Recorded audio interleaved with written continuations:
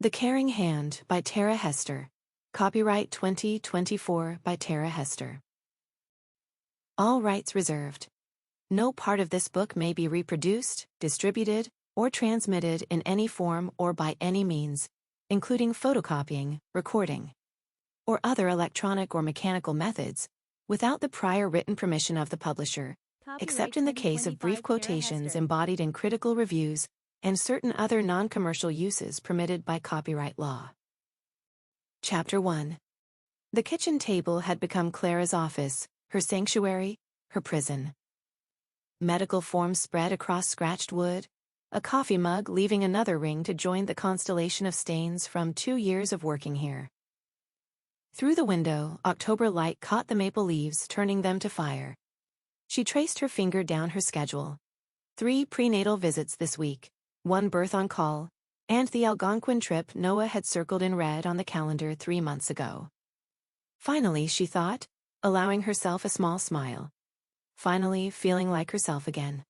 The text came at 2:47 p.m., precise as a scalpel cut.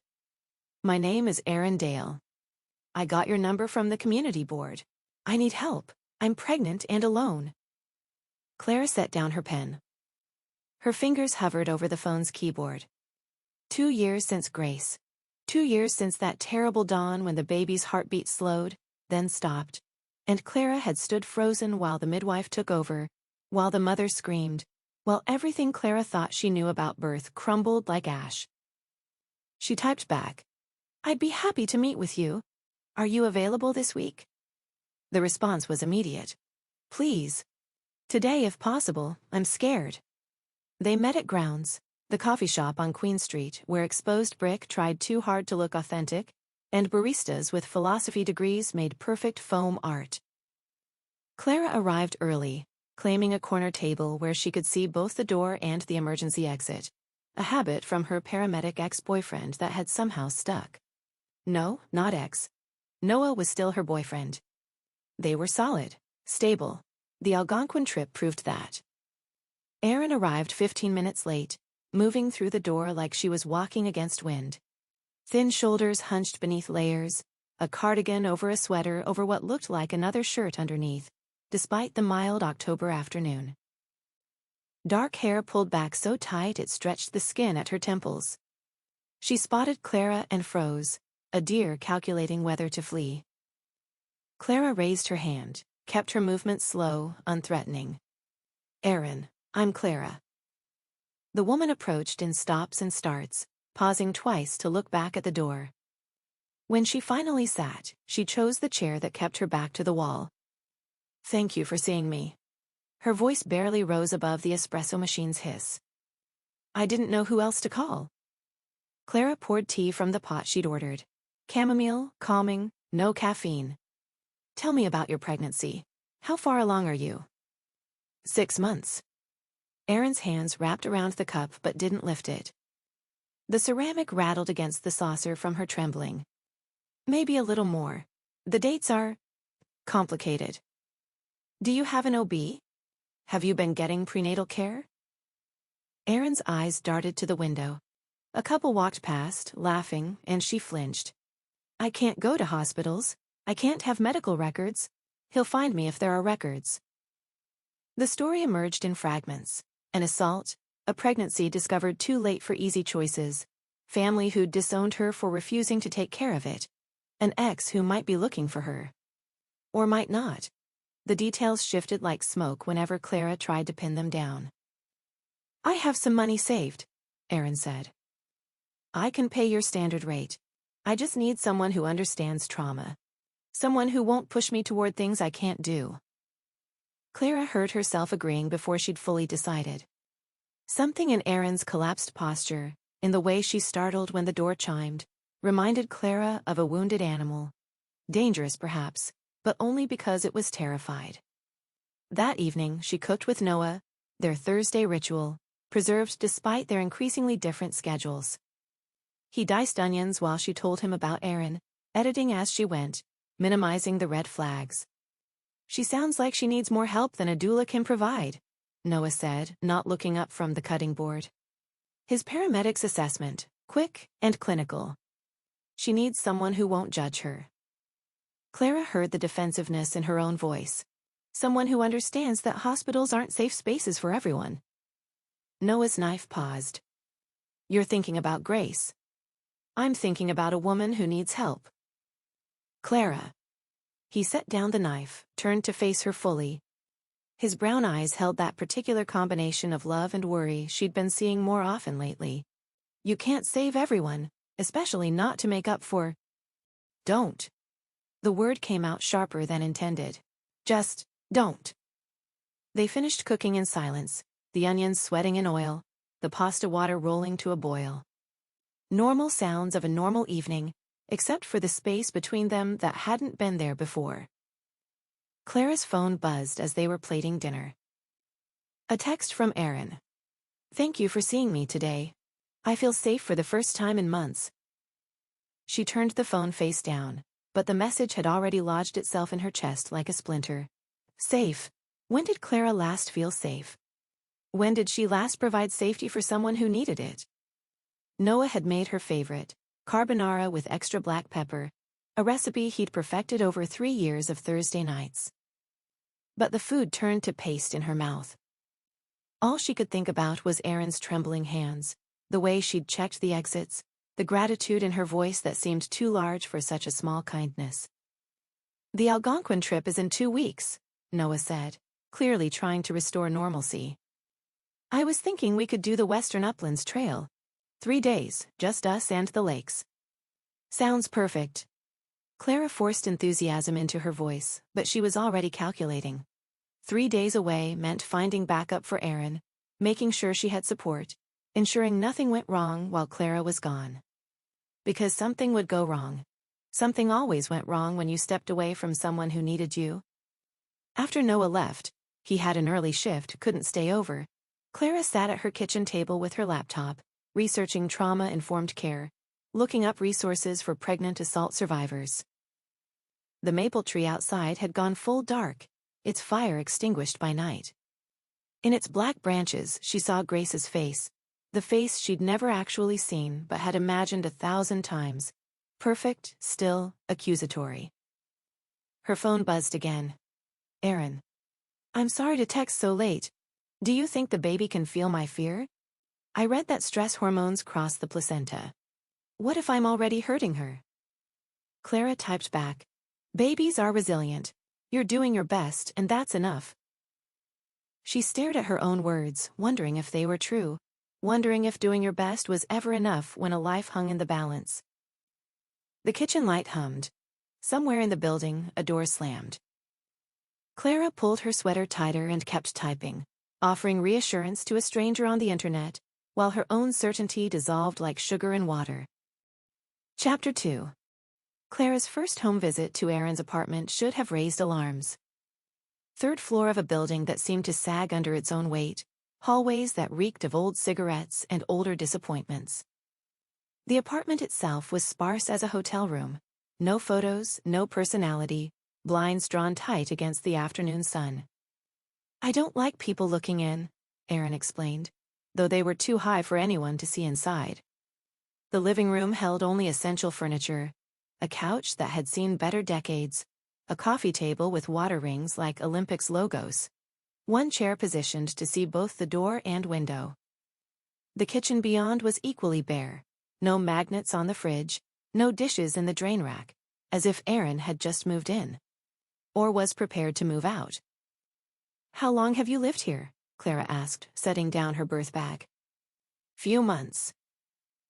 Erin settled onto the couch, one hand protective over her belly. Since I found out about the pregnancy. Clara knelt beside her, professional smile in place. Let's see how you're doing. Have you felt the baby move today? She's quiet. Erin's standard response, Clara would learn. Always quiet, always still, the baby perpetually sleeping or shy, or simply having a calm day. The prenatal massage should have been routine.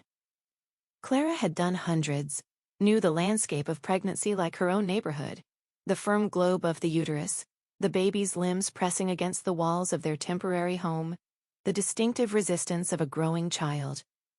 But under her hands, Erin's belly felt wrong. Too soft, too undefined, like pressing into dough that hadn't risen. No responding kick to her gentle pressure, no shift of position, no sign of life swimming in that supposed ocean. "The baby's pretty quiet today," Clara said carefully. "I told you." Erin's eyes were closed, but tension gathered at their corners. "She's always quiet for other people. Only moves for me when we're alone." Clara continued the massage, her mind cataloging inconsistencies. At 6 months, a baby should be unmistakably present, impossible to miss. But doubt crept in. Maybe Erin carried differently. Maybe the baby was positioned oddly. Maybe Clara's hands were wrong, had been wrong before, had missed signs that might have saved. Her phone rang. Michelle, another client in labor. "I have to go," Clara said, already packing her supplies. "One of my clients? You're leaving?" Erin's eyes snapped open, wide with something that wasn't quite fear. "But you just got here." "I'll come back tomorrow." This is what duelists do. We go where we're needed most urgently. "I need you." The words came out flat, matter of fact. "Doesn't that matter?" Copyright Clara paused, 2025 hands Clara full of Hester. massage oils and charts. "Of course it matters, but Michelle is in active labor. The baby is coming now." "Babies come when they want to come." Erin sat up, her supposedly pregnant belly folding in a way that shouldn't have been possible. "You can't control it, no one can." The statement felt weighted, meaningful in a way Clara couldn't parse. She promised to return the next day, and left Erin sitting in that dim apartment, blinds drawn against the world. Michelle's birth was textbook perfect. 8 hours of labor, steady progress, a baby who emerged pink and screaming into the world. Clara caught him, yes him, though they'd thought girl, and placed him on Michelle's chest, that sacred moment when mother and child meet outside the body for the first time. "He's perfect," Michelle sobbed, and her partner cried too, and Clara found herself tearing up because this was what birth should be. Life announcing itself with vigor, with determination, with absolute certainty of its right to exist. Her phone, forgotten in her bag, showed 7 messages from Erin. "Are you okay? I'm worried about you. Please just let me know you're safe." "The baby isn't moving much." "Never mind, felt a kick. Sorry for bothering you. Wish you were here with me instead." Clara read them in the hospital bathroom while Michelle nursed her son for the first time. The messages felt like hooks, each one designed to catch and pull. She texted back, "With a client. All is well, we'll see you tomorrow as planned." Erin's response was immediate. Must be nice. Being with a real mother. The words stung in a way Clara couldn't examine. She deleted the message and returned to Michelle's room, where joy hung thick as summer air and a healthy baby nursed with the ancient wisdom all babies possess. But that night, she dreamed of Grace again. Not the actual birth, she never dreamed of that, but of afterward. In the dream, Grace was alive but silent, moving but never crying, present but somehow absent. Clara held her, could feel the weight in her arms, but when she looked down, her arms were empty. She woke gasping, sheets soaked with sweat, the phantom weight still pressing against her chest. Thursday came again. Another dinner with Noah, another attempt at normalcy. But when he asked about her week, she found herself talking about Erin, not by name, just a client, and the challenges of trauma-informed care. "Sounds like she's getting attached," Noah observed, stirring the soup he'd made. "You might need to set firmer boundaries." "She's isolated. She has no one." "She has you." He paused, spoon suspended over the pot. "Maybe that's the problem." Clara's phone buzzed. She didn't look at it, but they both knew who it was. "How many times has she texted during dinner?" Noah asked quietly. "She's scared." "She's manipulative." "You don't know her." "No," Noah agreed. "But I know you. And I know what you look like when you're drowning." The soup bubbled. Outside, October wind stripped more leaves from the maple. Clara's phone buzzed again, insistent as a heartbeat. "I should check this," she said. "Clara?" But she was already reading. "Having contractions. False alarm probably, but scared. Can you come?" She looked up to find Noah watching her with an expression she'd never seen before. Not anger, not disappointment, but something worse. Resignation. "Go," he said. "She needs you." "Noah. Just go." She went. Of course she went. And when she arrived at Erin's apartment, the contractions had stopped, had probably never started. But Erin clung to her like she was drowning, and Clara let herself be the life raft, even as she felt herself sinking. They sat on that ancient couch while Erin talked about her fears, her loneliness, the baby she could feel moving but no one else could detect. At some point, Erin started making friendship bracelets from embroidery thread, a child's activity that felt wrong in her adult hands. "I made us matching ones," she said, tying a braided cord around Clara's wrist. Red thread, like blood, like warning, like the string of fate from Japanese mythology. So we're always connected. Clara looked at the bracelet, then at Erin's face, eager, hopeful, desperately needy. She thought of Noah at home, probably not sleeping, probably staring at the ceiling, wondering when she'd become someone who chose her clients over her life. "It's beautiful," Clara said, and meant it, though beautiful wasn't quite the right word. Binding, maybe, marking. A visible sign of an invisible bond that grew tighter every day. When she finally left, it was past midnight. The streets were empty except for the occasional taxi, the city's insomniacs heading home or heading out. The bracelet caught the streetlight as she drove, red as a warning she was choosing not to heed. At home, she sat in her dark kitchen, too tired to turn on lights. Through the window, the maple tree moved in the wind, its remaining leaves clinging despite the season's insistence they let go. Like her perhaps. Clinging to something that was already gone, already lost, already proven impossible. Her phone lit up with another message from Erin. "Thank you for coming. No one has ever cared about me the way you do." Clara turned the phone face down and went to bed, where she dreamed again of empty arms and the weight of absent children, while around her wrist, the red thread tightened like a pulse. Chapter 3. The pharmacy on Dundas Street had become too familiar. Clara nodded to Helen behind the counter, third time this month, and headed straight for the prenatal vitamins. The expensive ones, with DHA and folic acid, everything a developing baby needed. "Same brand?" Helen asked, though she already knew. "Same brand." Clara set 2 bottles on the counter, then grabbed a third. Erin kept losing them, leaving them on buses, dropping them down drains, stories that might have been believable if they didn't happen with such regularity. Helen rang them up slowly, her weathered hands deliberate on the register keys. "How far along is your client now?" Clara had to think. 7 months? Maybe closer to 7.5. Maybe? Helen's eyebrows lifted slightly. Due date should be pretty clear by now. "It's complicated. There was trauma involved, and the dates." Clara trailed off, hearing how weak it sounded. Helen handed over the bag, but her hand lingered on Clara's. "Honey, I've been doing this for 30 years. Seen all kinds of situations. Make sure your client is getting real medical care. Vitamins aren't enough." In her car, Clara sat with the vitamins in her lap, Helen's words echoing. She pulled out her phone, opened her calendar, tried to piece together Erin's timeline. First meeting 6 weeks ago, Erin claiming to be 6 months pregnant. So now she should be 7.5 months. But last week Erin had said 8 months, and the week before she'd said almost 7. The dates swirled like tea leaves, refusing to form a pattern. She drove to Erin's apartment, using her copy of the key. When had Erin given her a key? And found her client curled on the couch, reading a pregnancy book Clara had lent her. "You came." Erin smiled, setting the book aside. "I was just reading about the 3rd trimester. Did you know babies can recognize their mother's voice from inside the womb? Erin, we need to talk about your due date."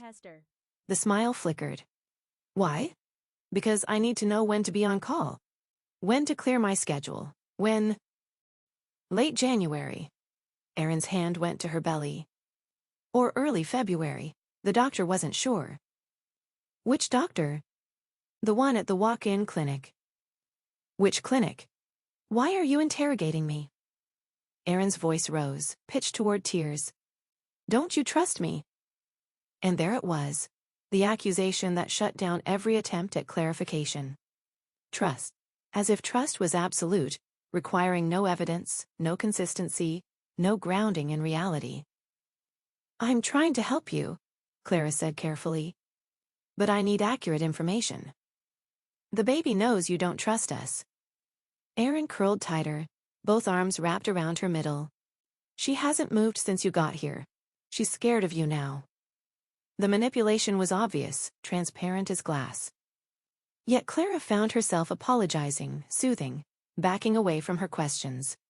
She performed another prenatal massage, feeling again that strange softness, that absence of life. When she pressed carefully where the baby's head should be, descended by now, engaged in the pelvis, she felt nothing but the give of flesh, maybe organs, maybe the elaborate architecture of a lie. The baby's still really quiet, Clara ventured. She always is during the day. Nights are when she's active. Can I stay tonight? To feel her move? Erin's eyes widened. You want to stay over? Just to observe the movement patterns. It would help me. Yes. The word came out breathless, eager. Yes, please stay. That evening was when Clara should have run. They ordered Chinese food.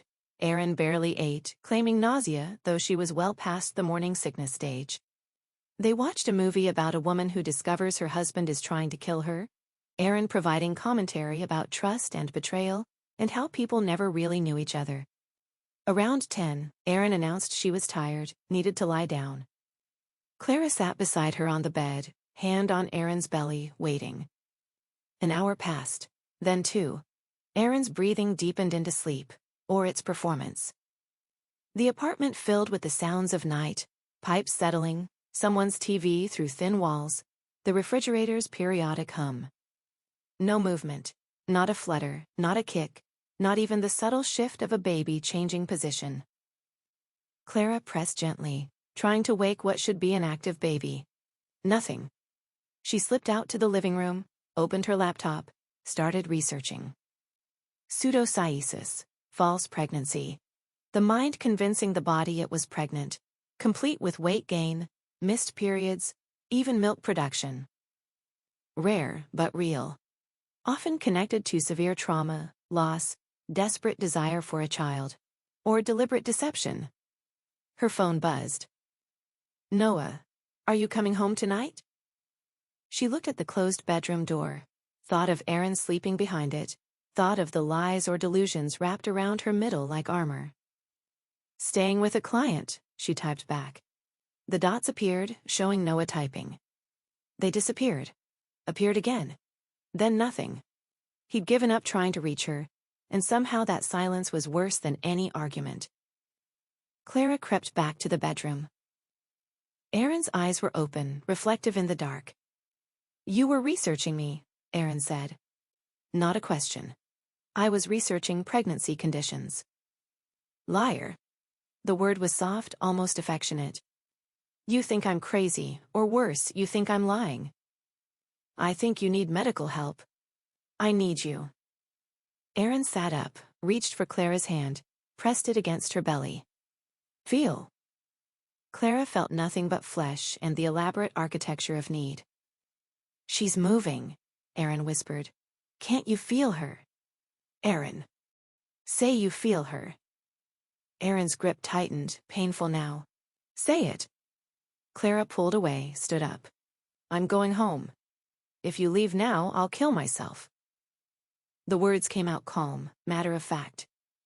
I'll take all the pills in the medicine cabinet and I'll die, and it will be your fault. Another dead baby on your conscience. The word, another, hit like cold water. How do you know about? I know everything about you, Clara. I know about Grace. I know about the nightmares. I know you blame yourself.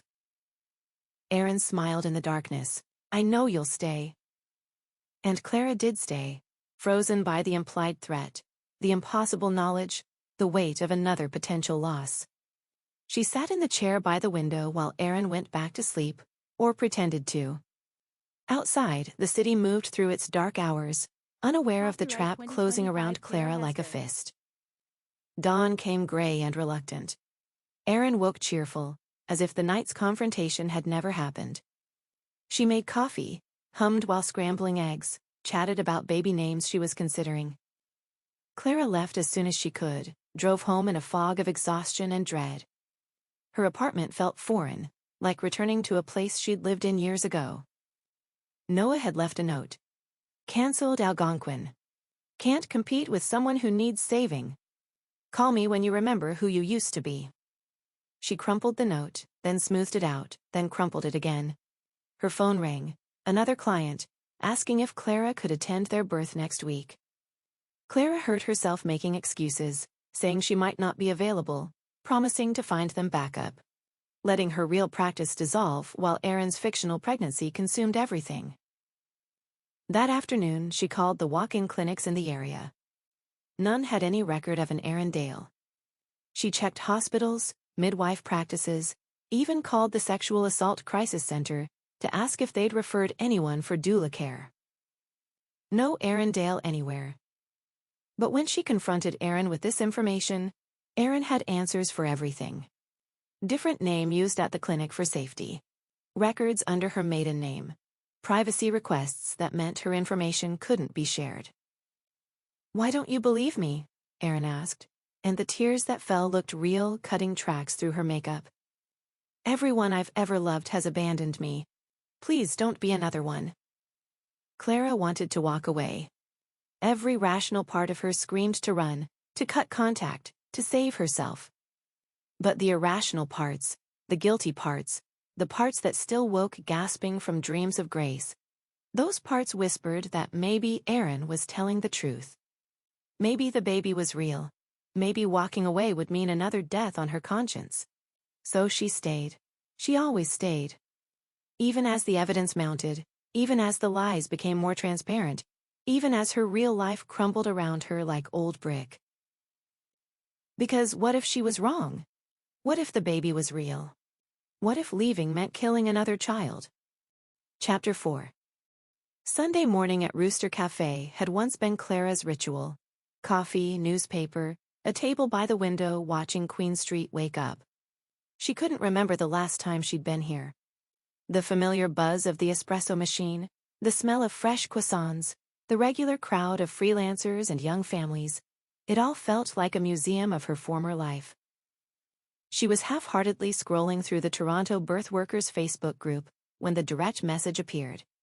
I saw your post about the assault survivor client. Is her name Sarah Mitchell? Clara frowned at her screen. The sender was Amira Park, a doula from North York whose profile photo showed her laughing at what looked like a birth center opening. No Erin Dale, Clara typed back. Why? The typing indicator pulsed for a long time. Then, can we meet? I don't want to put this in writing. They arranged to meet Tuesday at this same cafe. Clara spent the rest of Sunday researching Sarah Mitchell, finding nothing but common names and dead ends. But something cold had settled in her stomach, a weight like swallowed stones. Monday passed in a haze of Erin's escalating needs. 3 panicked phone calls, 2 requests for money, groceries this time, she couldn't leave the apartment, too anxious, and an evening spent watching Erin sort through baby clothes she'd gotten from a friend, though she couldn't say which friend or when. This one's perfect. Erin held up a tiny yellow onesie. Gender neutral, though I know it's a girl. Mothers always know. Clara watched her fold the clothes with reverent care, placing them in a drawer that already held other baby things, blankets, bibs, a rattle that looked decades old. Props for an elaborate performance, or preparations for a baby that might not exist? Have you thought about names? Clara asked, testing. Grace. Erin's answer was immediate. I want to name her Grace. The name hit Clara like a physical blow. She hadn't told Erin about Grace, had she? But memories from the past weeks blurred together, conversations melding into one long confession. Maybe she had mentioned it, in one of those late-night talks when exhaustion made her careless with her own story. That's a beautiful name, Clara managed. I thought you'd like it. Erin smiled, but there was something knowing in it, something that said she knew exactly what that name meant, exactly how it would wound. Tuesday morning, Clara arrived at the cafe early. She ordered Amira's coffee. She'd asked in advance, a small gesture of good faith, and claimed the same table by the window. Students rushed past toward the university. A mother pushed a stroller, the baby inside invisible beneath blankets. Normal life happening just beyond the glass. Amira should have arrived at 10.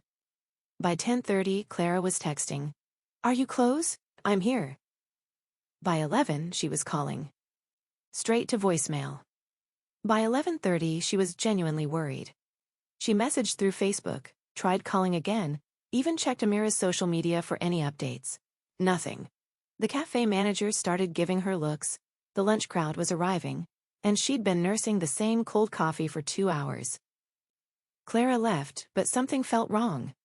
The kind of wrong that settles in your bones, that makes you check your locks twice and look over your shoulder.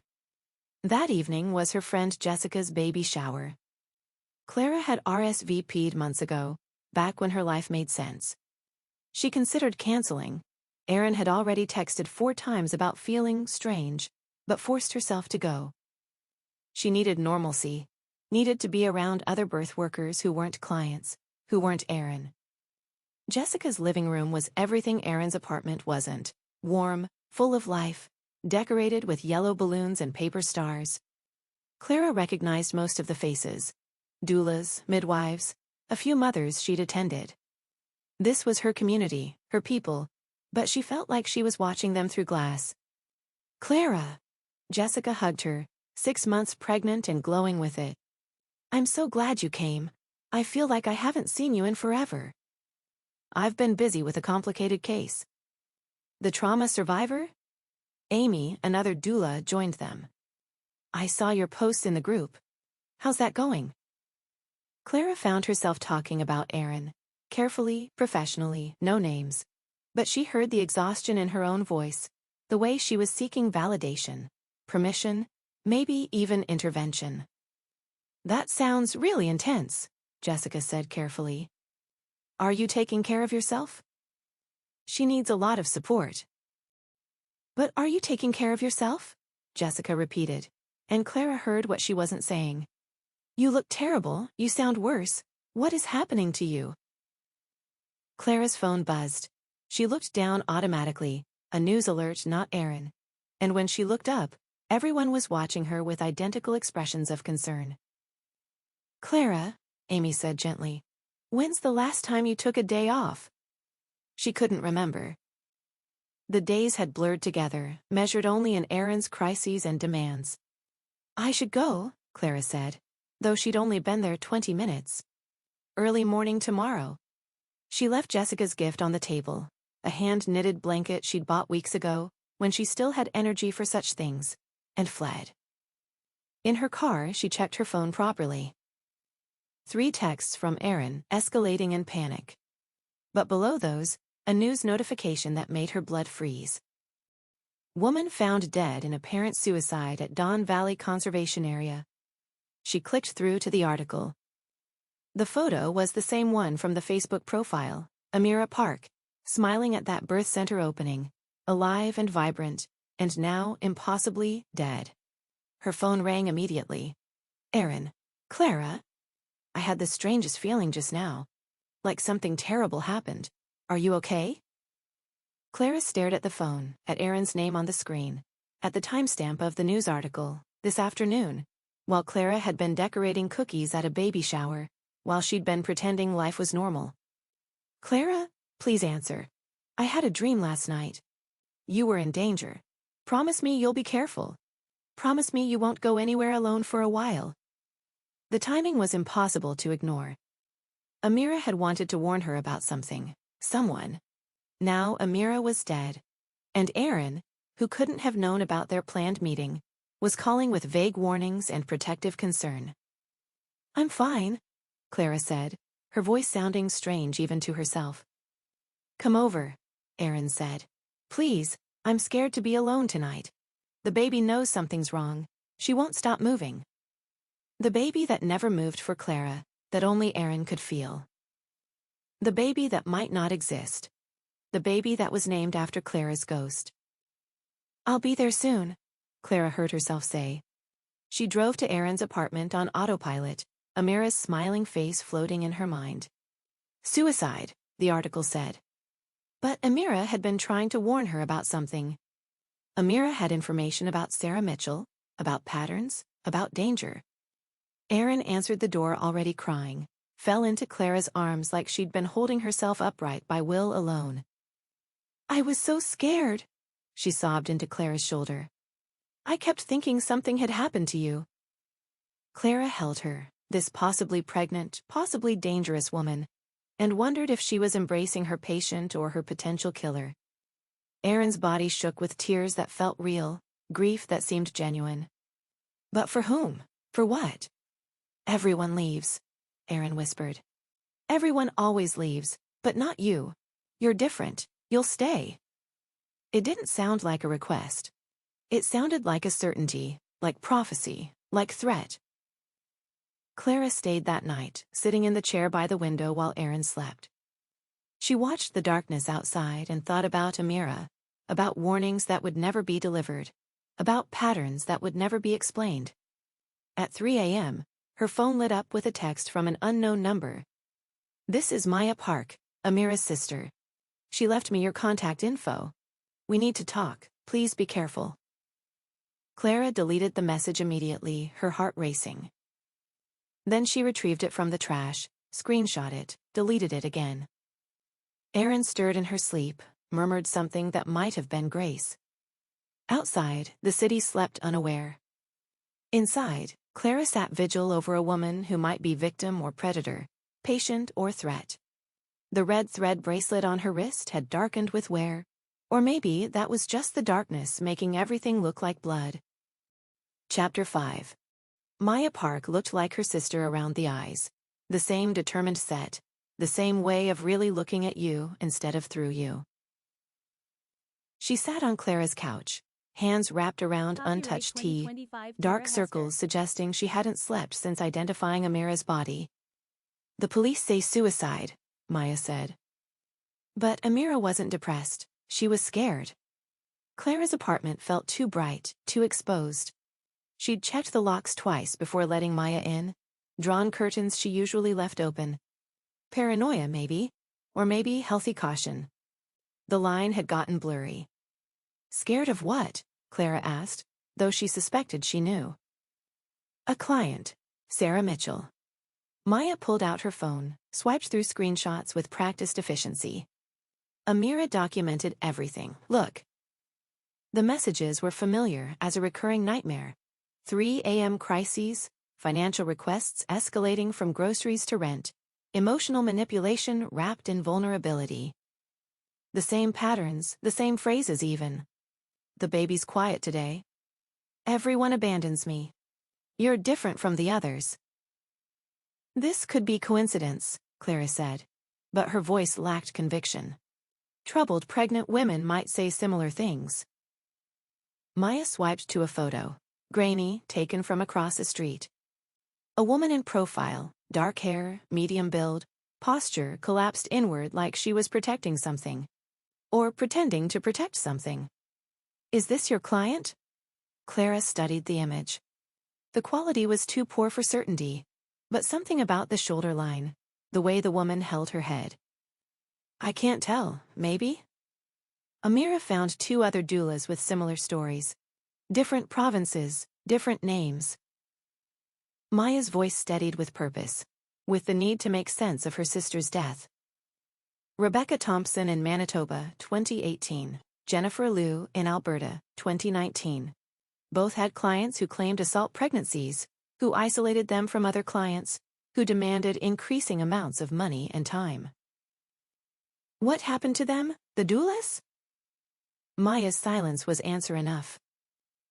I need to be careful how I say this, Maya finally said. Officially, they died by suicide. But the timing. Rebecca died 3 days after telling her partner she was going to cut off contact with the client.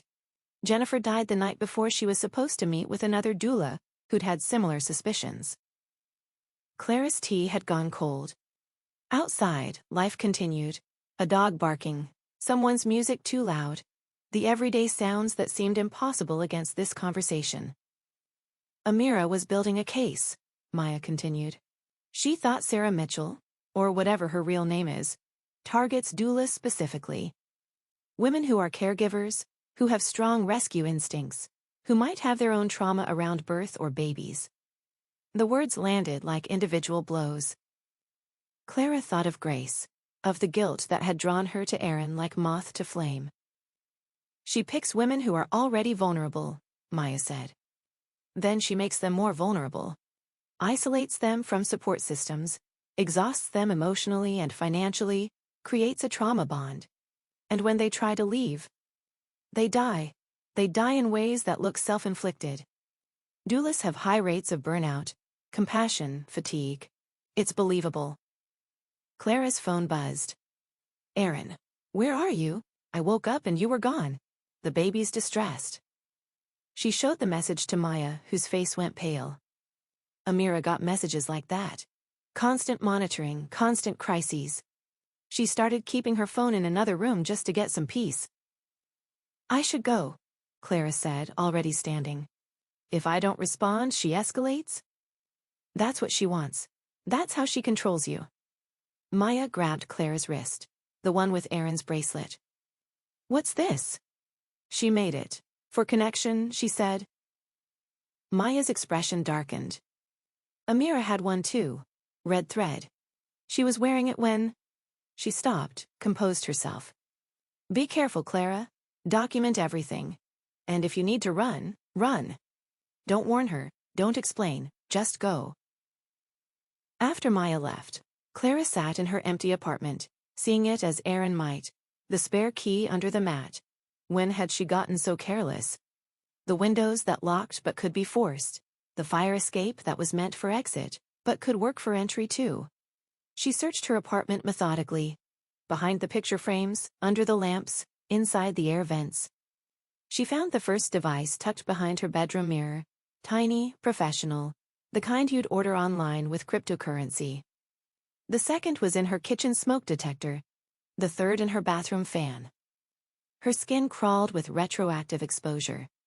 Every private moment, every phone call to Noah, every night she'd cried about Grace, all of it observed, recorded, catalogued.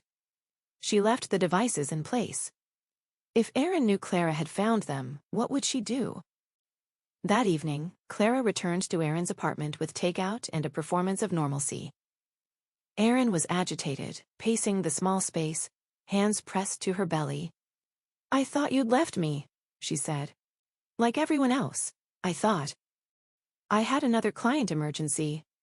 The lie came easily now. I'm here. Promise you won't leave again without telling me. Erin?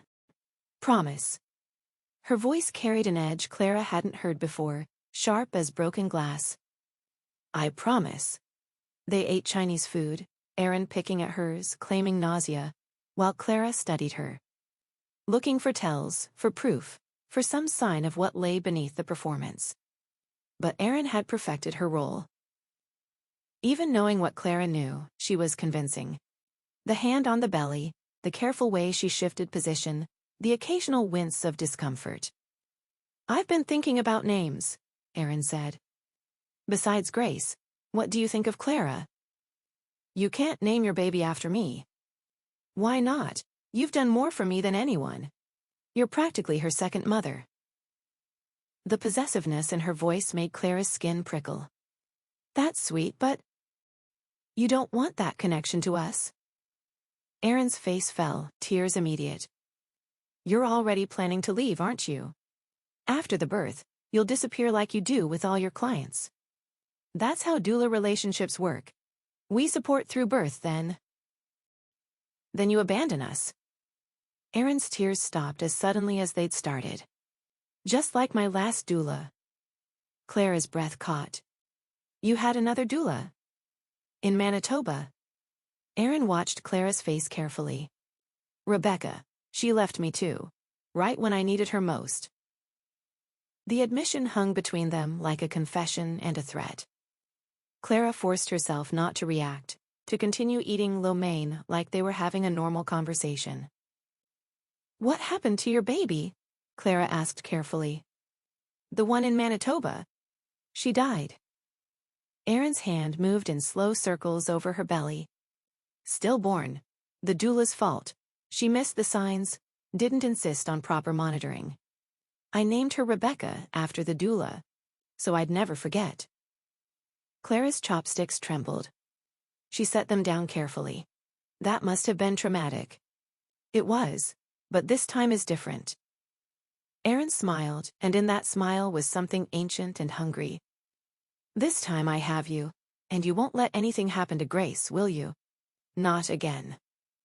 The threat was elegant in its simplicity. Stay and be consumed. Leave and be responsible for another death, real or imagined, it wouldn't matter. The guilt would be the same. Clara's phone rang, Noah's ringtone. She let it go to voicemail. You should answer, Erin said. Tell him you're not coming home tonight. I didn't say I was staying. Aren't you? Erin's certainty was absolute.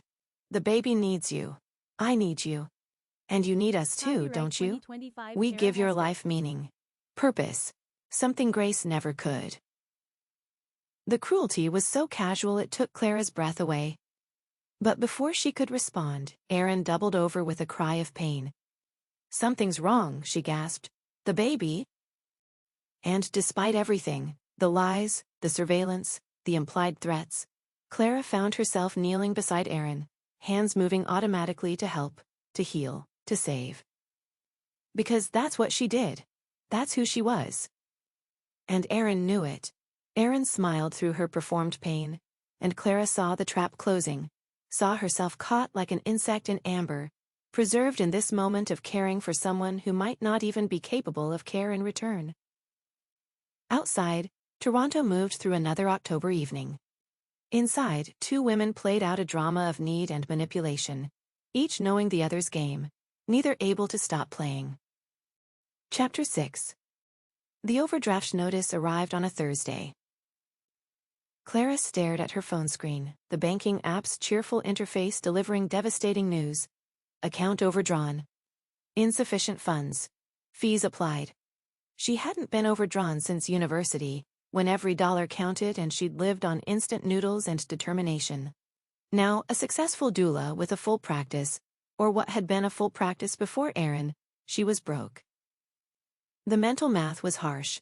$1,800 to Erin for rent, 2 months, $400 for groceries, multiple trips, $300 for medications. Never with receipts. $250 for utilities, and dozens of small amounts that added up like paper cuts. A tank of gas here, a prescription there, always urgent, always necessary, always with promises of repayment that never came. Clara sat at her kitchen table, the same table where she'd first answered Erin's message 8 weeks ago. 8 weeks? How had her life unraveled so completely in 8 weeks? Her phone buzzed. Erin. Can you come by? I'm out of food and too anxious to leave.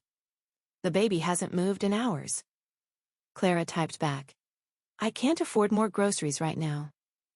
The response was immediate. So you're going to let us starve? Then, before Clara could respond, I'm sorry. That was unfair. I'm just scared and hungry and alone. Then, maybe I should just end it all. No one would miss me. Then, except the baby. But maybe that would be better for her too. The manipulation was transparent as glass, but effective as a knife. Clara grabbed her jacket, her keys, her credit card, that still had a few $100s of available credit. She stopped at the grocery store, filled a basket with bread and peanut butter and prenatal vitamins, the essentials that would buy her a few days before the next crisis. Erin answered the door in pajamas, though it was mid-afternoon. Her apartment smelled stale, windows sealed against October air. She took the groceries without thanks, sorting through them with the focus of someone who hadn't eaten in days. "You saved us," she said finally, and the words carried weight, responsibility, chains. Clara watched her make a sandwich with desperate efficiency. "Erin, we need to talk about sustainability. I can't keep—" "I know." Erin's eyes filled with tears. "I'm such a burden. Everyone I care about, I destroy. Maybe that's why the universe gave me this baby through violence, because I don't deserve love given freely." The words were calculated for maximum impact, and they worked. Clara found herself comforting Erin, assuring her of her worth, promising continued support. Even knowing it was manipulation, even recognizing the pattern, she couldn't stop herself from responding. That evening, Erin insisted Clara stay. "Just tonight. The baby's been so active, I'm scared something's wrong." Clara sat in the familiar chair by the window while Erin lay on the couch, hand on her belly, narrating movements Clara couldn't see or feel. "There, did you see that? She kicked?" Clara saw nothing. The belly Erin claimed held 7 months of pregnancy remained still, soft, wrong. "I should check," Clara said, moving to kneel beside the couch. "Let me feel." "No." Erin's hand shot out, grabbed Clara's wrist. "She doesn't like other people touching. Only me." They sat in silence, Erin's grip still tight on Clara's wrist. Outside, someone was having a party, music drifting up, laughter that seemed impossible in this airless room. "Tell me about Grace," Erin said suddenly. "What? Grace? The baby you lost. Tell me about her." Clara's throat closed. "She wasn't my baby, she was a client's." "But you blame yourself." "Not a question." "You think you should have seen the signs, the cord compression, the distress. You think you killed her with your incompetence." The words were so close to Clara's own midnight thoughts that she gasped. "How do you—" "I know everything about you, Clara." Erin sat up, still holding Clara's wrist. "I know about your mother's drinking. How she'd forget to pick you up from school. How you'd take care of her when she was too drunk to function. You've been taking care of broken people your whole life." Clara tried to pull away, but Erin's grip was iron. "I know about Noah leaving. Oh, he hasn't told you yet, has he? But he's packing right now. Found an apartment closer to the hospital. He'll text you tomorrow, something about needing space. But really, he's done watching you destroy yourself for someone who doesn't exist." "The baby exists," Clara said weakly. "Does she?" Erin's smile was terrible. "Or is she just what you need her to be? A chance for redemption? Proof that you can save someone?" She released Clara's wrist. The skin was red, already bruising. "You can go if you want," Erin said, lying back down. "No one's keeping you here." But they both knew that wasn't true. Clara was held by threads stronger than physical force. Guilt, fear, the terrible possibility that somewhere in Erin's web of lies was a truth that needed protecting. Clara stayed. In the middle of the night, she woke to find Erin standing over her chair, watching her sleep. "I was checking if you were still breathing," Erin said. "Sometimes I dream you die, like the others." "What others?" "The ones who left." Erin returned to the couch, pulled a blanket over herself. "They all leave eventually, or die. It amounts to the same thing." Clara's phone, charging across the room, lit up with a text. Even from the chair, she could see it was from Noah. The end of their relationship delivered by SMS at 3 a.m., just as Erin had predicted. "You should read it," Erin said. "Or don't. Either way, you have me now. We have each other." Clara retrieved her phone with numb fingers. Noah's message was kind but final. He couldn't watch her disappear into someone else's crisis. Couldn't compete with her need to save everyone but herself. He'd found a sublet. He'd be out by the weekend. He wished her well. 3 years ended in a paragraph. "I'm sorry," Erin said, but her voice carried satisfaction. "Men always leave when things get difficult. But I won't. We're bound together now, you and I and Grace. A family of choice." Clara stared at her phone, at the life she'd had before Erin dissolving like salt in water. When she looked up, Erin was smiling, hand on her possibly empty belly, triumphant in her victory over Clara's outside world. "We should think about the birth," Erin said. "It'll be soon. Just you and me, here in the apartment. No hospitals, no interference, just us bringing grace into the world. Or trying to." The implied threat in those last words made Clara's blood chill. "You need medical care," Clara said. "A real birth requires—" "It requires faith," Erin interrupted. "Faith and love and commitment. You have those, don't you? Or will you abandon us too when things get difficult?" Clara said nothing. Outside, the party had ended. The building was quiet except for the sound of two women breathing in the dark, bound together by threads of manipulation and need, moving toward an ending that could only be catastrophic. Her phone buzzed again. Her accountant emailing at 3 a.m. "Clara, urgent. Your account is now significantly overdrawn. We need to discuss bankruptcy options." She deleted the email. What did money matter when she was already bankrupt in every way that counted? Erin began to hum, a lullaby Clara didn't recognize. It was oddly soothing, hypnotic even. Clara found her eyes closing despite her fear, exhaustion pulling her under like water. The last thing she saw before sleep took her was Erin's silhouette against the window, hand on her belly, swaying to music only she could hear. Chapter 7. Maya Park returned on Tuesday, this time with a folder thick with printouts. She'd called first, catching Clara during one of her rare moments alone. Erin had a prenatal appointment. She wouldn't let Clara attend. Probably another fiction, but it bought 3 hours of freedom. "I've been investigating," Maya said, spreading papers across Clara's coffee table. "I found more." The documentation was thorough. Screenshots, photos, medical records, death certificates. A map of destruction across provinces, years, lives. Rebecca Thompson in Manitoba, 2018. Maya pointed to a photograph of a young woman, blonde, smiling. Doula. Died of apparent overdose after getting involved with a client named Rebecca. She used the same first name. Jennifer Liu, Alberta, 2019. Another photo, another smile that would never age. Copyright 2025 Suicide by drowning. Her client was Jennifer Smith. Sarah Mitchell, that's what she called herself with Amira? Maya's voice cracked slightly on her sister's name. "And now Erin Dale with you."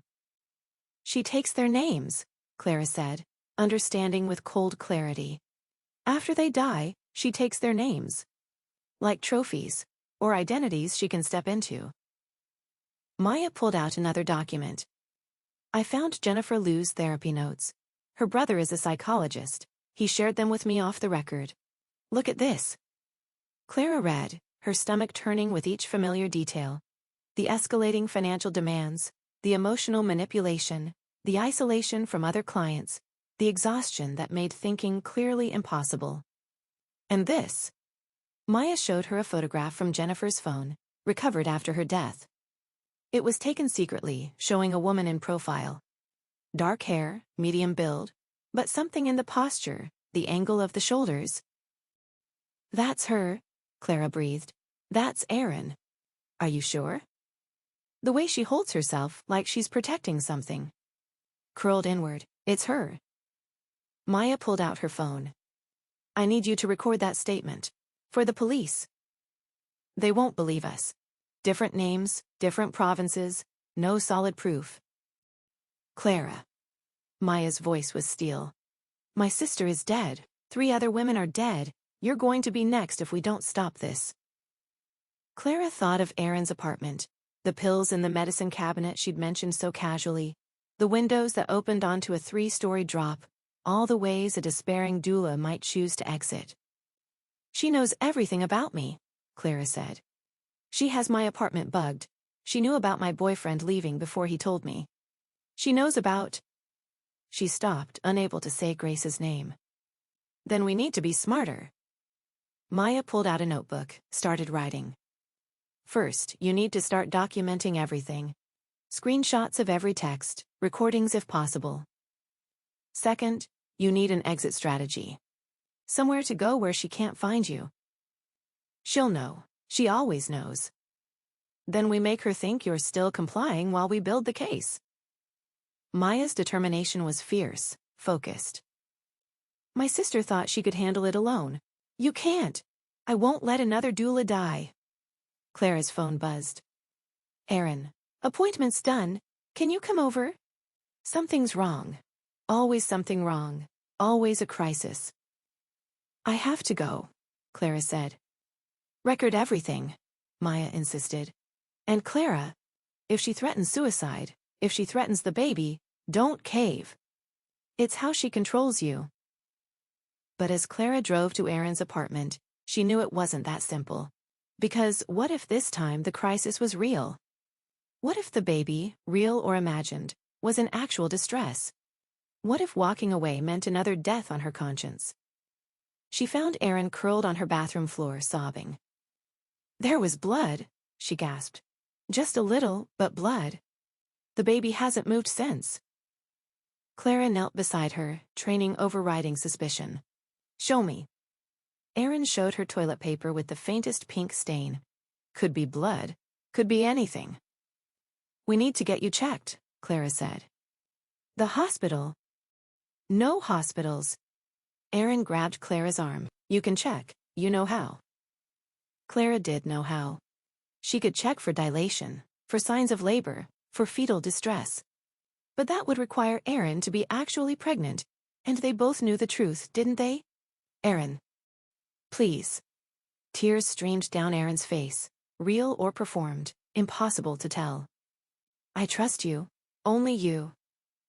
Clara helped her to the bedroom, went through the motions of an examination that revealed nothing, because there was nothing to reveal.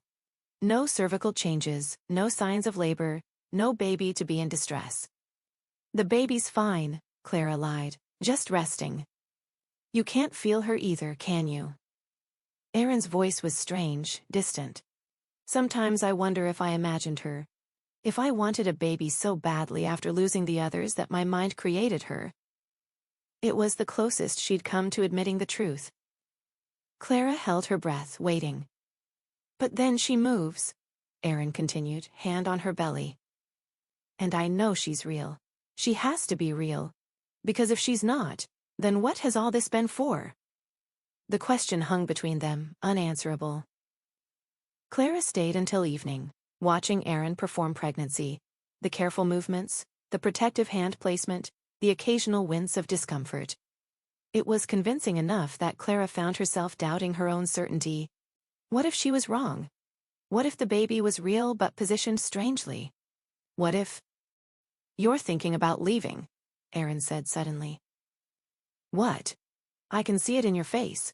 You've talked to someone, Maya Park probably. Amira's sister. Erin smiled at Clara's shocked expression. I know she contacted you. I know about your little meeting, your plans to build a case against me. Clara's blood went cold. How? I told you. I know everything. Erin sat up, and suddenly she didn't look fragile anymore. She looked dangerous. Did Maya tell you about the others? How they died when they tried to leave? They died by suicide. Did they? Erin's smile widened. Or did they just lose the will to live when they realized they'd failed another baby? Guilt is a powerful force, Clara. You know that better than anyone. She stood, walked to her dresser, pulled out a small box. Inside, red thread bracelets, at least a dozen, all slightly different but fundamentally the same. I make one for each of them, Erin said. To remember our connection. Look, this one was Rebecca's. This one was Jennifer's. This one was Amira's. She held up each bracelet like a rosary of destruction. Yours is my favorite, though. The color is perfect, like blood, like birth, like death. Clara stood to leave, but Erin moved between her and the door. You can't go yet. We haven't discussed the birth plan. There is no birth, Clara said, surprising herself with her boldness. There's no baby. We both know that. Erin's face went very still. Is that what you really think? Yes. Then you've already chosen how this ends. Erin stepped aside, gestured to the door. Go ahead, leave. Abandon us like everyone else. And when you read about my death in tomorrow's paper, mine and the baby's, know that you could have prevented it. Another dead baby on your conscience. Another Grace. Clara's hand was on the doorknob, freedom inches away. But the word, Grace, held her like a chain. That's what I thought, Erin said softly. You'll stay, you'll always stay, because the alternative is too terrible to live with. She was right. Clara released the doorknob, returned to the chair by the window, resumed her vigil over a woman who might be pregnant with disaster or nothing at all. Outside, Toronto moved through another evening, oblivious to the drama in this small apartment. Inside, two women sat in toxic symbiosis, each trapped by the other's need, moving toward an ending that felt as inevitable as birth itself. Or death. The difference, Clara was learning, could be surprisingly thin. Chapter 8. Morning came gray through the blinds, the kind of October light that made everything look like old photographs. Clara woke on Erin's couch. When had she stopped even trying to go home? To find Erin watching her from the chair. You were talking in your sleep, Erin said. About Grace. Clara sat up, her body aching from another night on the inadequate couch. What did I say? You apologized. Over and over. I'm sorry, Grace. I'm so sorry. Erin tilted her head. Do you think she forgives you? She was a baby. She never lived to forgive anything. The dead don't forgive, Erin agreed. They just haunt. Clara's phone buzzed. Jennifer, her other client, the one whose birth she was supposed to attend. Contractions started. Heading to hospital. Clara stared at the message, knowing she should go, knowing she wouldn't. Erin was already watching her with that calculating expression. Your other client? She's in labor. But you'll stay here. Not a question. Clara typed back. I'm so sorry. Another client emergency. My backup doula Karen can attend. The response was immediate. Really? This is my birth, Clara. Another text. I trusted you. Then nothing. You chose me, Erin said with satisfaction. You chose us. By 4 a.m., Clara got the news through the doula network. Jennifer had delivered safely, a healthy girl, with Karen attending. The photos showed Jennifer radiant, exhausted, triumphant. Everything a new mother should be. Everything Clara should have been part of but wasn't, because she was trapped in this apartment with its drawn blinds and stale air, and possibly pregnant woman who held her with threads of guilt and manipulation. I've destroyed my practice, Clara said to no one in particular. You've prioritized, Erin corrected. The most vulnerable client, the one who needs you most. Isn't that what doulas do? That afternoon, Clara forced herself to research while Erin napped, or pretended to nap. She found an article about Lily Chen, whose mother Margaret had been a doula in Manitoba. The daughter was quoted. My mother got involved with a client who consumed her life. She died thinking she'd failed another woman, another baby. But there was no baby. It was all a lie. Clara screenshot the article, added it to her growing collection of evidence. Evidence of what, exactly? A pattern of destruction that she could see but not prove? A series of coincidences that weren't coincidental? Her laptop screen reflected her face back at her. Hollow cheeks, dark circles, the look of someone being consumed from the inside. A social media message appeared from Lily Chen. I saw you in a doula group asking about complex clients. My mother worked with someone named Rebecca Thompson in 2018. The similarities to what you're describing are frightening. Can we talk? Clara glanced at Erin, still apparently sleeping, and typed, My client is named Erin Dale. Different name, same pattern. My mother died 3 years ago. Officially suicide, but I've always wondered. She was trying to extract herself from a toxic client relationship. The client claimed to be pregnant, but mom had started to doubt. Then mom died and the client disappeared. Clara's hands shook as she typed. What was the client's real name? We never found out. She had documents as Rebecca Thompson, but they were all forgeries. Professional ones, but fake. A hand fell on Clara's shoulder. Erin, awake, reading over her shoulder. Investigating me? She asked pleasantly. Clara slammed the laptop shut. I know what you were doing. Erin's hand tightened on Clara's shoulder. Lily Chen, sweet girl, still grieving her mother. Did she mention that Margaret was drinking heavily before she died? That she'd been making mistakes with other clients? That the supposed suicide might have just been an accident, a drunk woman who took too many pills? How do you know about Margaret's drinking? I know because Rebecca told me. We stayed in touch after Margaret abandoned her. Rebecca was devastated. Imagine your doula leaving you when you need her most. Erin's fingers dug into Clara's shoulder, fingernails through fabric. But I understood Rebecca's pain. I'd been abandoned too. She released Clara's shoulder, moved to the kitchen, started making tea with deliberate calm. You want to know the truth? Erin asked. The real truth, not the story you're building in your head? Clara nodded, afraid to speak. I've been pregnant 7 times. Erin's voice was conversational, like discussing the weather. The first was when I was 15, my stepfather's baby. My mother didn't believe me, said I was lying for attention. The baby died at 20 weeks. They said it was better that way. She poured hot water, the steam rising between them like a veil. The second was in college, date rape, though they didn't call it that then. I found a doula, young, idealistic, certain she could save me. She stayed until month 8, then got scared by how much I needed her. Left a note saying she'd found me another doula. The baby was stillborn, alone in a hospital bathroom. Erin brought the tea to the living room, set a cup in front of Clara with deliberate care. The 3rd, 4th, 5th miscarriages. No one's fault, the doctor said. Just bad luck. But I knew better. It was punishment for not being good enough, for being too needy, too damaged.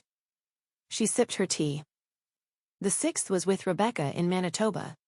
Not a real pregnancy, the doctors said. Pseudocyesis. My body believing what my mind needed to be true. Rebecca the doula was kind about it. Until she wasn't. What happened to her? She died. Erin's voice was flat. Pills and wine, a classic combination. I found her, you know. Went to check on her after she'd stopped returning my calls. She looked peaceful. Clara's tea sat untouched, growing cold like everything in this apartment. And the 7th? Clara asked. You tell me.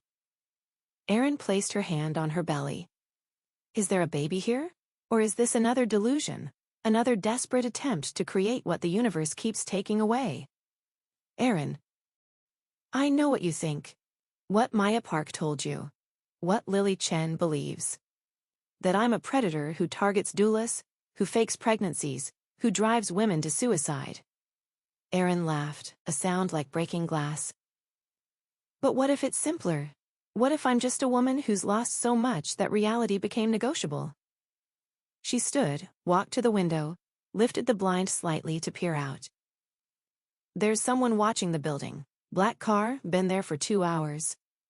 Friend of yours? Clara looked. A sedan with tinted windows, someone sitting inside. Maya? Police? Or just a random car that Erin was using to fuel paranoia?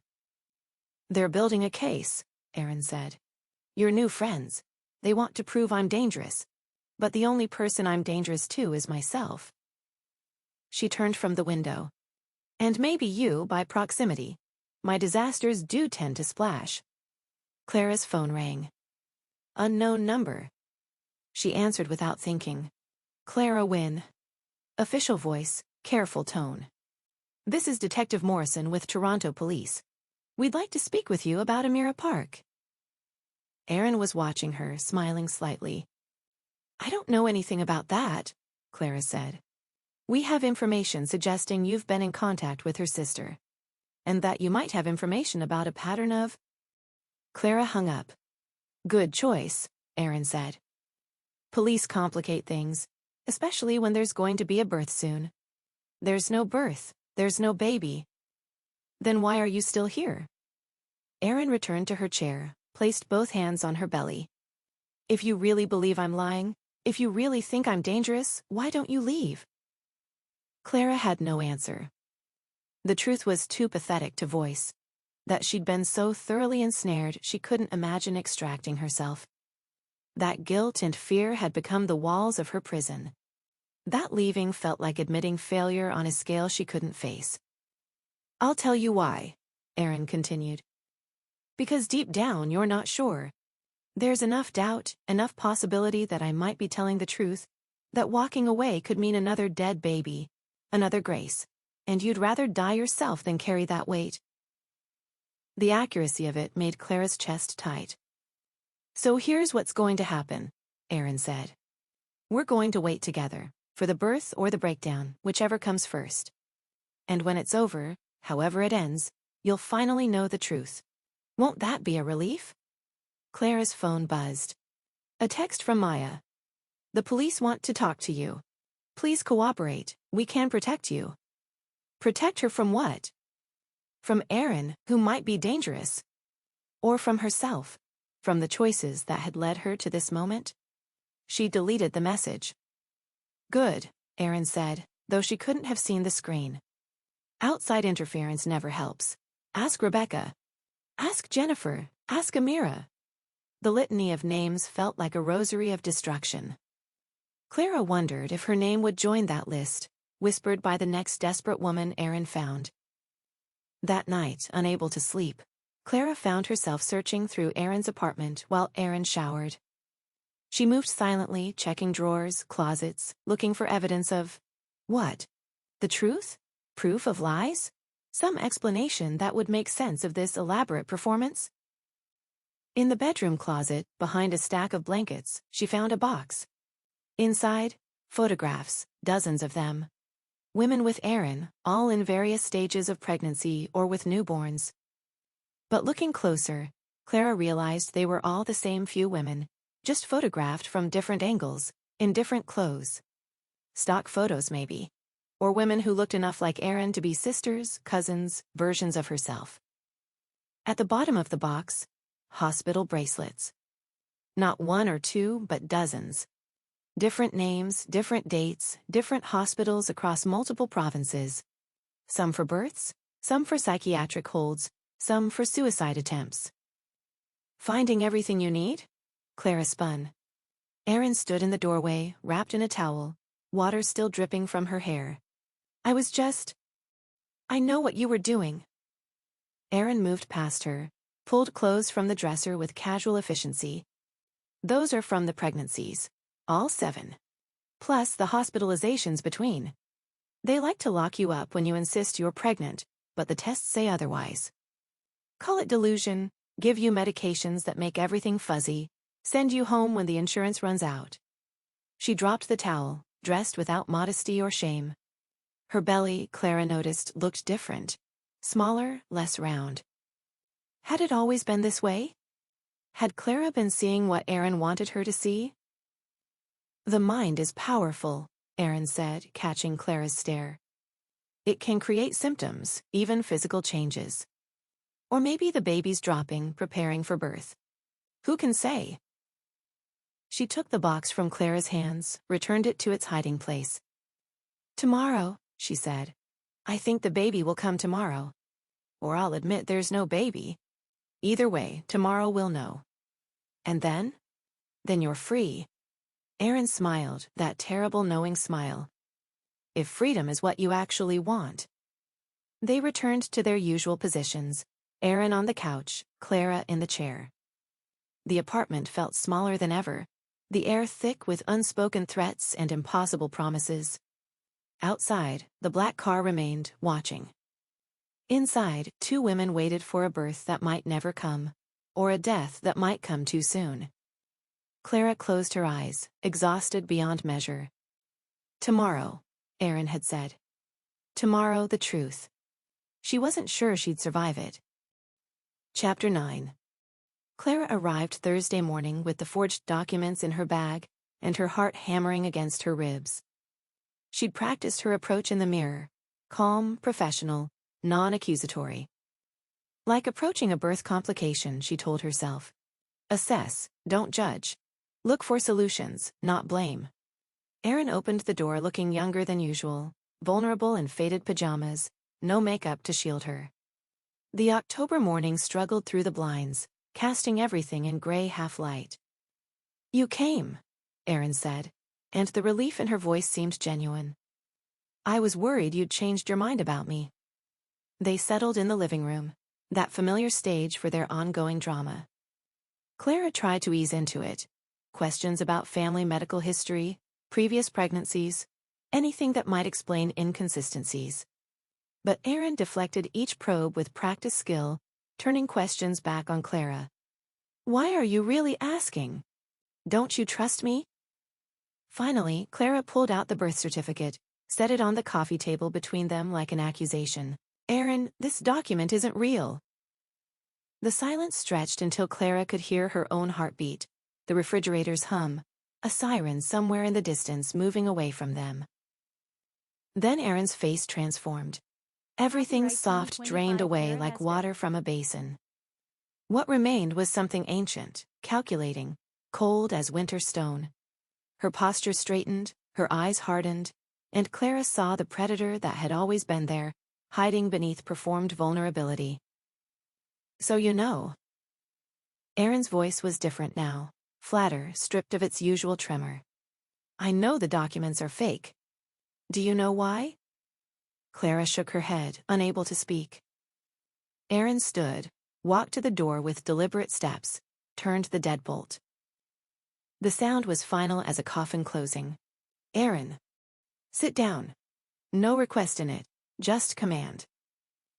Clara sat, her mind racing through escape routes. The window, 3rd floor, survivable maybe, but not without injury. The door. Erin stood between her and it. Her phone. "Looking for this?" Erin held up Clara's phone. She must have taken it from Clara's bag while Clara was focused on the birth certificate. With efficient movements, Erin removed the SIM card, dropped it in a glass of water. The phone followed with a small splash. "That's a bit dramatic," Clara said, trying to keep her voice steady. "Is it?" Erin returned to her chair, settling in like they were about to have tea. "You came here to confront me. Did you think I'd just confess and let you leave? After everything we've built together?" "We haven't built anything. This whole thing has been a lie." "Has it?" Erin leaned forward. "The connection between us, is that a lie? The way you need to save people, and I need to be saved. The perfect symbiosis of our damage?" Clara stood. "I'm leaving." "No, you're not." Erin's certainty was absolute. "Sit down, Clara. Let me tell you a story." Clara remained standing, calculating distances, probabilities, outcomes. "It's about a woman who wanted a baby," Erin continued. "Who wanted it so badly that when she lost the first one, then the second, then the third, something inside her broke. Not dramatically, just a small crack, like a hairline fracture in a window. Still functional, but compromised." Despite herself, Clara found herself listening. She found that if she pretended hard enough, if she performed pregnancy convincingly enough, people would care for her the way they'd care for an expectant mother. The doulas especially, they were so eager to help, to heal, to prove their worth. "So you targeted them." "I gave them what they needed, someone to save. And they gave me what I needed, unconditional care. Until they didn't." Erin's expression darkened. "They always pulled away eventually, when the baby didn't come, when the stories didn't align, when the performance wore thin. They abandoned me, just like everyone else." "What happened to them, really?"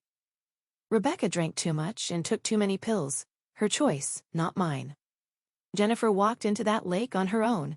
I was 50 kilometers away. Amira." She paused. "Amira was getting too close to the truth. She would have destroyed everything, sent me to prison or worse, to another psychiatric ward. So, yes, I helped her along. A little push toward a decision she was already considering." Clara's blood chilled. You killed her. I enabled her exit. There's a difference. And what about me? Are you going to enable my exit too? Erin stood, walked to the bookshelf, pulled down a small box. Inside, recording devices, cameras, and underneath, a collection that made Clara's stomach turn. Driver's licenses, doula certifications, photographs of women Clara didn't recognize, and a lock of auburn hair that matched her own. You've been in my apartment, Clara breathed. Your spare key is under the mat. Very trusting. Erin sorted through the items like treasured memories. I know about your therapy sessions, your journal entries, your midnight guilt spirals about Grace. I know you better than you know yourself. She pulled out a pill bottle, prescription label carefully removed. Sedatives, she explained. Very effective. You're going to take them, and then we're going to go for a drive. Somewhere quiet where we can figure out how this ends. I'm not taking anything. Yes, you are. Erin's voice remained calm. Because if you don't, I'll call 911 and report that you've been threatening suicide. That you've been unstable, that you've been talking about Grace constantly, that you came here planning to hurt yourself. Who will they believe, a pregnant woman in distress, or a doula who's obviously having a breakdown? Clara lunged for the door, but Erin was faster, grabbing her wrist with surprising strength. They struggled, Clara's height and weight advantage against Erin's desperate determination. Clara's shoulder hit the wall, Erin's elbow caught her cheekbone, and for a moment they were locked in primitive combat, all pretense stripped away. Clara broke free, stumbled toward the kitchen. Her hand closed on a knife handle just as Erin crashed into her from behind. They went down together, the knife skittering across linoleum. You don't want to hurt me, Erin gasped. You're not a killer. You're a healer. You save people. You're not pregnant, Clara managed, struggling to break free from Erin's grip. But what if I am? Erin's breath was hot against Clara's ear. What if there really is a baby? Could you live with killing her? Another dead baby, Clara. Another Grace. The words were a weapon more effective than any knife. Clara's struggle weakened, doubt creeping in despite everything she knew. That's better, Erin said, pulling Clara to her feet. Now, take the pills. Clara stood in the kitchen, the pill bottle in her hand, Erin blocking the only exit. Through the window, she could see normal life continuing. People walking dogs, carrying groceries, living lives that didn't include this nightmare. How many? Clara asked. Enough to make you compliant. Not enough to kill you. I'm not a monster, Clara. I just need you to understand. Understand what? That we belong together, that this bond between us is real, even if the pregnancy isn't. Erin's eyes were bright with tears or madness or both. I've never connected with anyone the way I have with you. We're the same, you and I, broken by loss, desperate for redemption. Clara dry swallowed 3 pills, knowing that compliance might buy her time. Erin watched her throat work, satisfied. Good, now we wait for them to take effect. Then we'll go somewhere we can talk properly, without interference. They sat in their usual positions, predator and prey playing out their final act. Clara felt the medication beginning to work, a softening at the edges of panic, a distance from her own fear. I really did lose babies, Erin said quietly. That part was true, the first 3 anyway. After that, I started creating them in my mind, needing them to be real, needing someone to mourn with me. And the doulas. They mourned beautifully, until they stopped, until they tried to leave. Erin's hand went to her belly in that familiar gesture. Do you want to know a secret?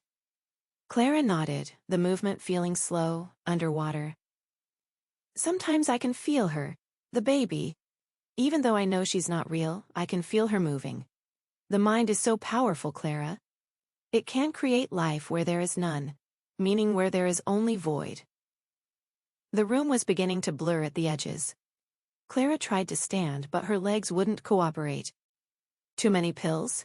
Erin asked with false concern. Don't worry, I'll take care of you. I always take care of the people I love. As consciousness faded, Clara heard Erin humming that lullaby again, felt herself being lifted, supported, moved. The last clear thought she had was that she'd become another name on Erin's list, another cautionary tale whispered in doula support groups. Another woman who'd tried to save someone who didn't want to be saved, who wanted, instead, to drag her savior down into the dark. Chapter 10. Clara woke to movement, the world sliding past in blurred strips of light and dark. She was in a car, Erin's car, slumped against the passenger window. Her mouth tasted like copper and regret. Through her drugged haze, she could see they were leaving the city, the familiar skyline receding. "Welcome back." Erin's voice steady at the wheel. "I was worried I'd given you too much." Clara tried to speak, but her tongue felt thick, uncooperative. She managed. "Where?" "Somewhere quiet. Somewhere we can figure out how this ends without interruption." The car smelled like vanilla air freshener and fear. Clara's vision sharpened slowly. They were on a rural highway, fields stretching dark on either side. The dashboard clock read 9:47 p.m. She'd lost hours. "The police will look for me," Clara managed. "Will they? You've been unstable lately.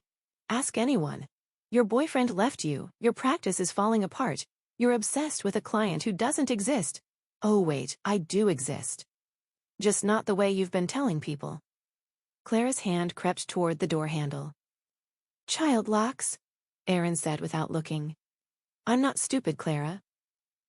They drove in silence for another 20 minutes, turning onto progressively smaller roads until they reached a gravel drive that led to a small cabin. Lake water glinted through trees.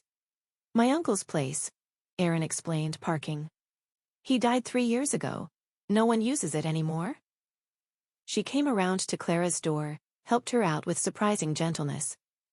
Clara's legs were steadier now, the drugs metabolizing, leaving her with a pounding headache, but clearer thoughts.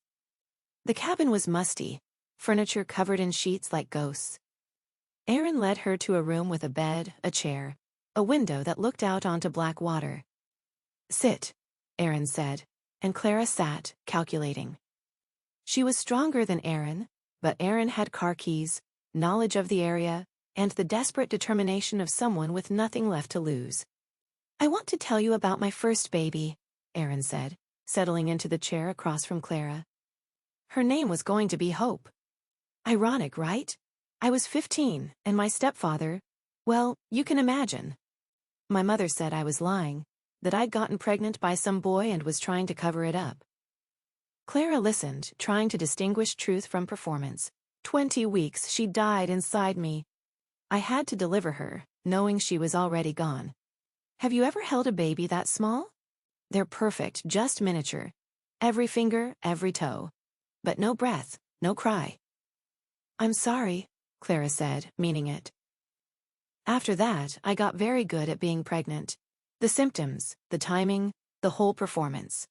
It was the only time people cared for me the way I needed. Erin pulled out her phone, showed Clara a photo. Copyright "This is Rebecca. 2025 Tara The real Hester. Rebecca, I mean. The doula from Manitoba." The woman in the photo was smiling, alive, unaware of what was coming. She figured it out around month 8. The pregnancy, I mean. That it wasn't real. She was going to have me committed. Said it was for my own good. Erin swiped to another photo. This is her death certificate. Pills and alcohol. Her choice, but I may have suggested it. Reminded her of her own failures, her own lost babies. Guilt is such a powerful force. You drove her to suicide. I revealed the truth she already knew, that she'd failed another woman, another baby. Even though there was no baby, the failure felt real to her. Clara's head was clearing more. Through the window, she could see a dock extending into the lake. Deep water, October cold. "And now?" Clara asked. "Now we have a choice." Erin stood, walked to the window. "You can join the others, Rebecca, Jennifer, Amira. Women who got too close, who knew too much. Or you can stay with me. Really stay. Not because of guilt or manipulation, but because you understand. We're the same, Clara. Broken by loss, desperate for connection, willing to create meaning where there is none. I'm not like you. Aren't you? Erin turned from the window. You've been pretending Grace's death wasn't your fault for 2 years, creating a narrative where you did everything right. But you didn't, did you? You missed the signs. The deceleration in heart rate, the meconium, the way the mother kept saying something felt wrong. The words hit like physical blows. Clara had never told anyone about the meconium, about the mother's intuition she'd dismissed. How do you? I told you. I know everything. I've read the hospital reports, the inquiry findings. You were cleared officially, but you've never cleared yourself. Erin returned to her chair, pulled something from her pocket. Another pill bottle. These are different, faster, painless, they say. You just go to sleep and don't wake up. She set the bottle on the table between them. Or we can walk into the lake together. October water is cold enough that hypothermia takes you before drowning does. Also painless, I'm told. You're insane. Am I? Or am I just very, very sad? Erin picked up the bottle, shook it like a rattle. Rebecca chose pills, Jennifer chose water. Amira chose rope, though I had to help with that one. What will you choose, Clara? I choose neither. That's not an option. Why isn't it? Because you know too much. Because you've seen too much. Because if you leave here, you'll destroy me. Erin's mask finally slipped completely, revealing the raw desperation beneath. And because I can't let another person abandon me, I won't survive it. Clara stood slowly, testing her balance. What if I promise not to tell anyone? You're lying. What if I'm not? They stared at each other across the small room. Outside, wind moved through trees, sounding like whispers, like warnings, like the voices of women who'd sat in this same chair facing this same choice. I could keep you here, Erin said. Lock you in. Keep you until you understand. You could try.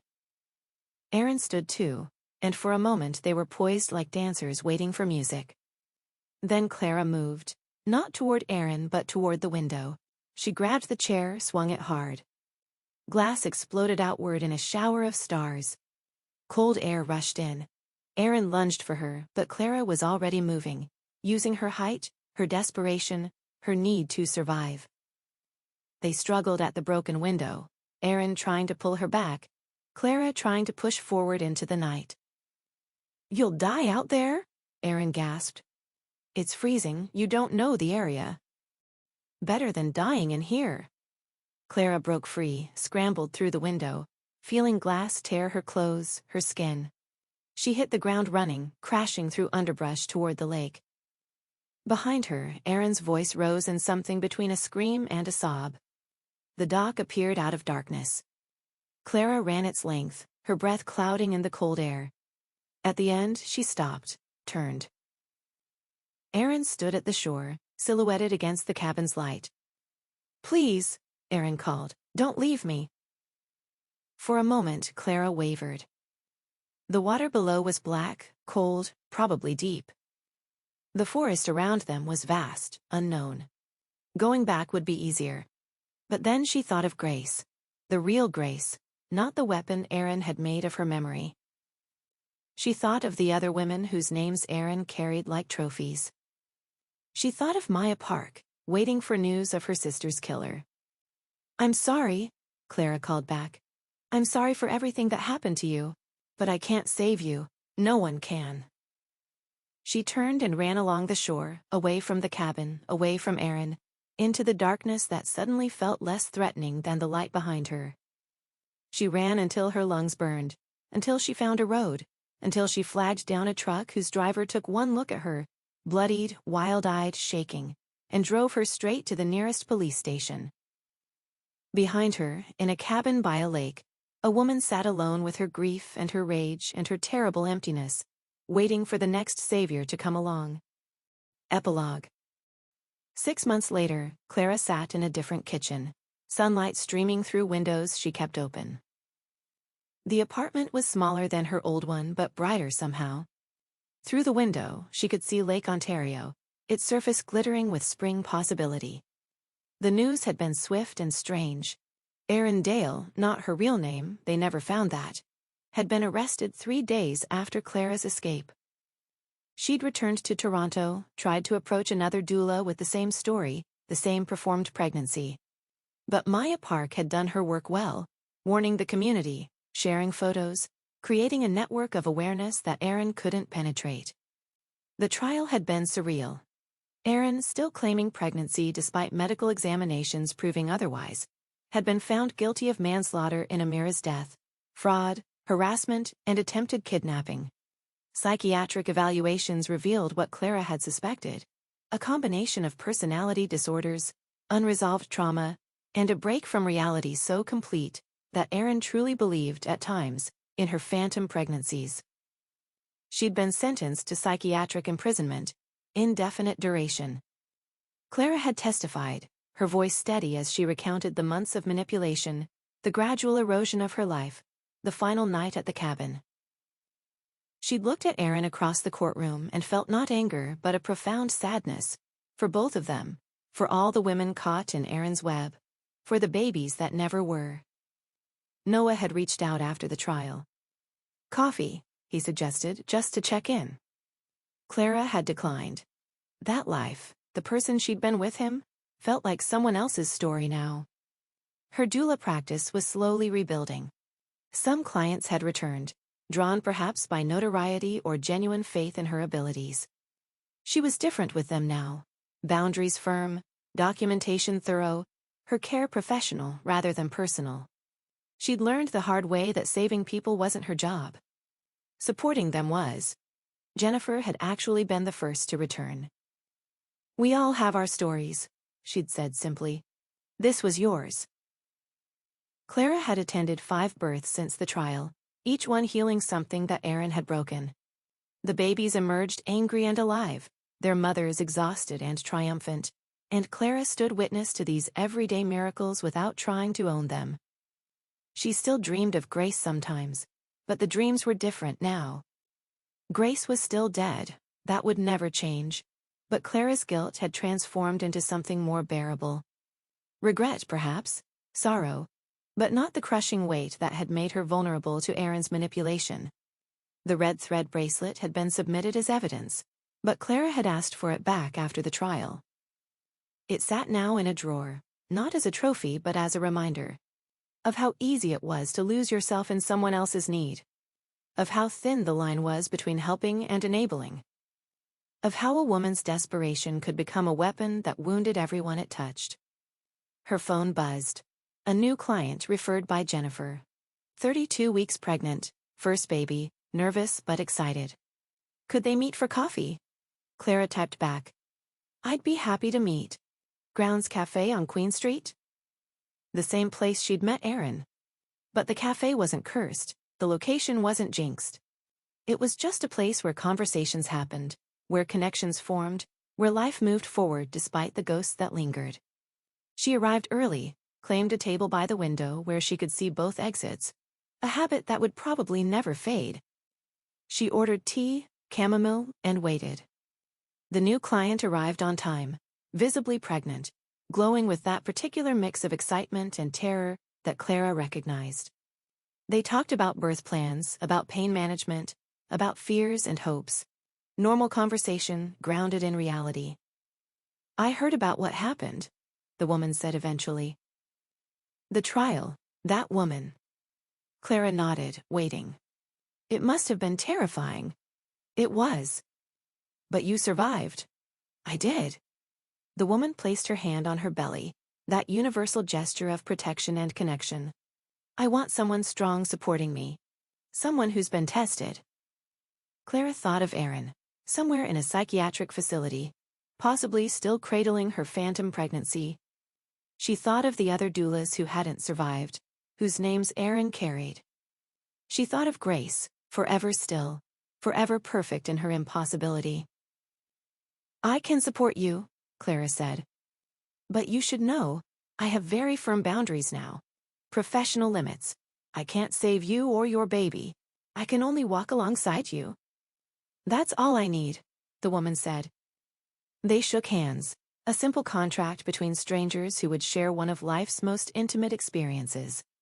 Clara felt the weight of it, the trust, the responsibility, but also the lightness of knowing her limits. Somewhere, women were losing pregnancies they desperately wanted. Somewhere, a doula was learning the hard way that you couldn't save everyone.